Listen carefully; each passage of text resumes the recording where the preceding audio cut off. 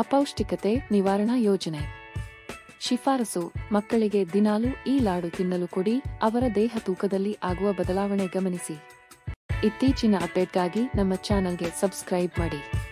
ರಾಗಿ ಲಡ್ಡು ಪದಾರ್ಥಗಳು: ರಾಗಿ ಹಿಟ್ಟು 50 ಗ್ರಾಂ, ಬೆಲ್ಲ 50 ಗ್ರಾಂ, ನೆಲಗಡಲೆ ಬೀಜಗಳು 15 ಗ್ರಾಂ, ಎಣ್ಣೆ 5 ಮಿಲಿ.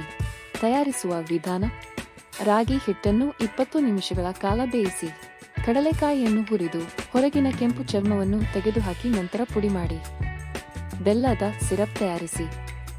ಬೇಯಿಸಿದ ರಾಗಿ ಹಿಟ್ಟು, ಕಡಲೆಕಾಯಿ ಪುಡಿ ಮತ್ತು ಎಣ್ಣೆಯನ್ನು ಸೇರಿಸಿ. ಎಲ್ಲಾ ಪದಾರ್ಥಗಳನ್ನು ಚೆನ್ನಾಗಿ ಮಿಶ್ರಣ ಮಾಡಿ ಮತ್ತು ಲಡ್ಡುಗಳನ್ನು ತಯಾರಿಸಿ.